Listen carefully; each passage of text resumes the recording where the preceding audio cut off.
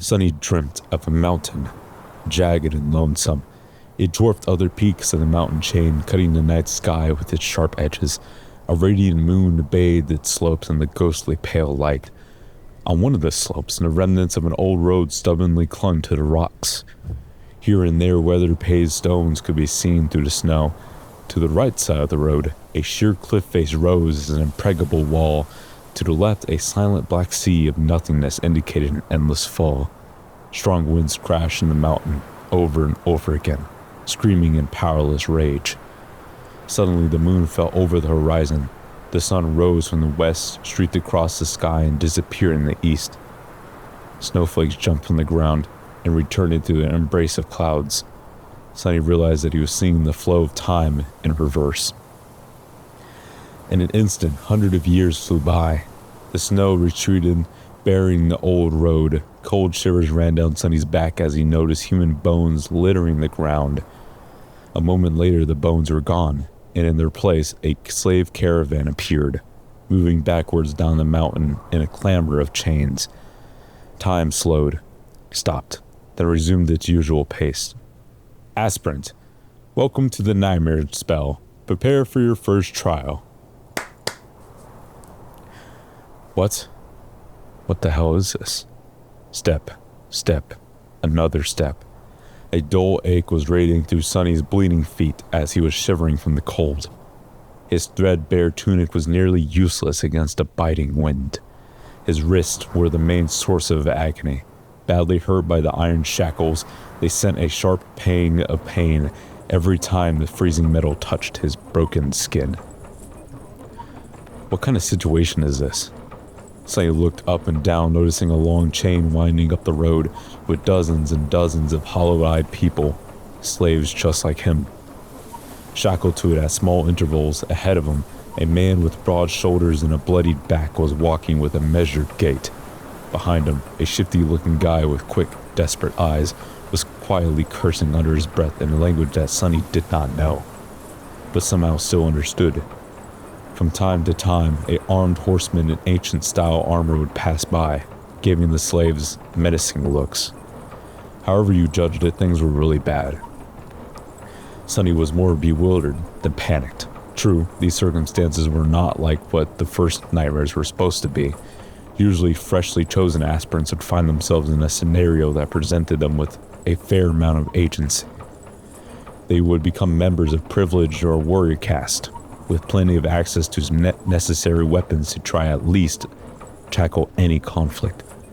Starting out as a powerless slave, shackled and already half dead, was as far from being ideal as one could imagine.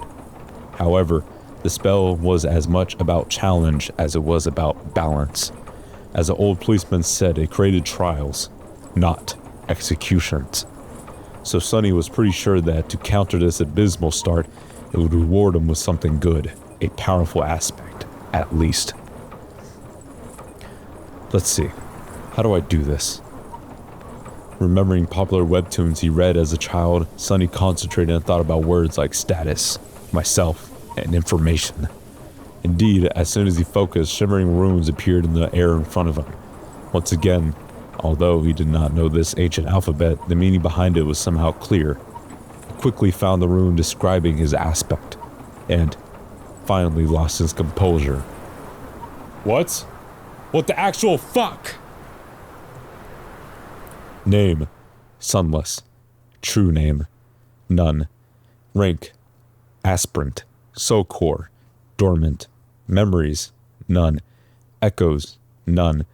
Attributes, faded.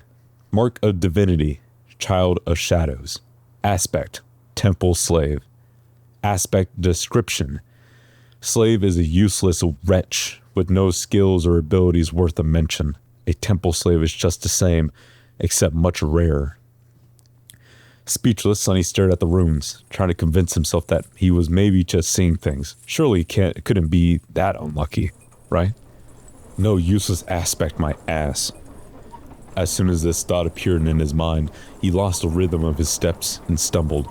Pulling the chain down with his weight, immediately the shifty guy behind him screamed, "Whores, bastard! Watch where you're going!" Sonny hurriedly dismissed the runes, which were only visible to him, and tried to recover his balance. A moment later, he was once again walking steadily. However, not before inadvertently pulling on the chain one more time. You little shit, I'm gonna kill you. The broad-shouldered man in front of Sonny chuckled without turning his head. Why bother? The weakling will be dead by sunrise anyway. The mountain will kill him. A few seconds later, he added, He'll kill you and me too, just to be clear. I really don't know what the Imperials are thinking, forcing us into this cold. The shifty guy gasped. Speak for yourself, fool. I'm trying to survive. Sonny silently shook his head and concentrated on not falling again. What a charming pair. Suddenly, a third voice joined the conversation from somewhere further back. This one sounded more gentle and intelligent.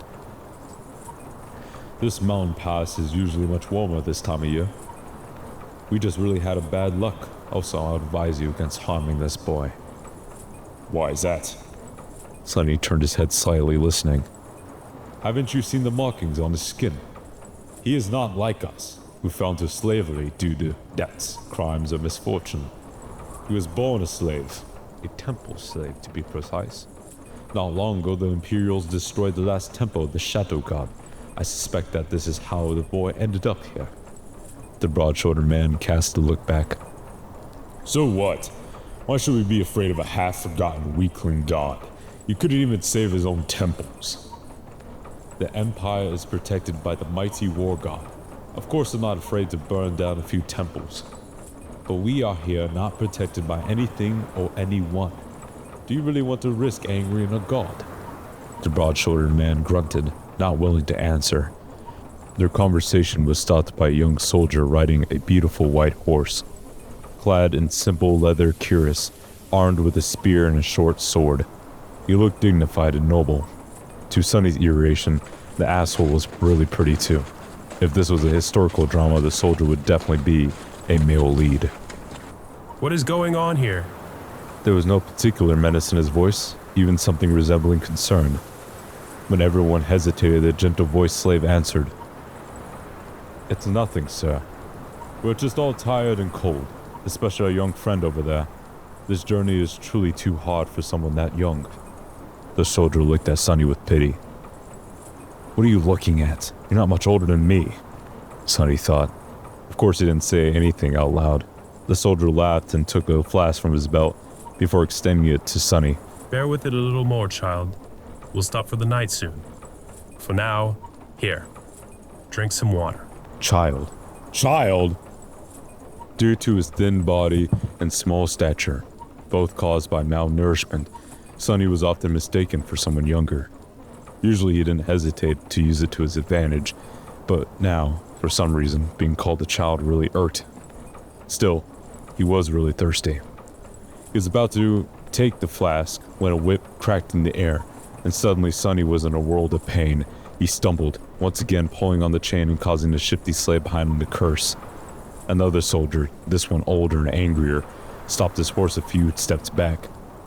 The whip that sliced the back of Sonny's tunic opened and drew blood, belonged to him. Without even glancing at the slaves, the older soldier pierced his younger colleague with a disdainful glare.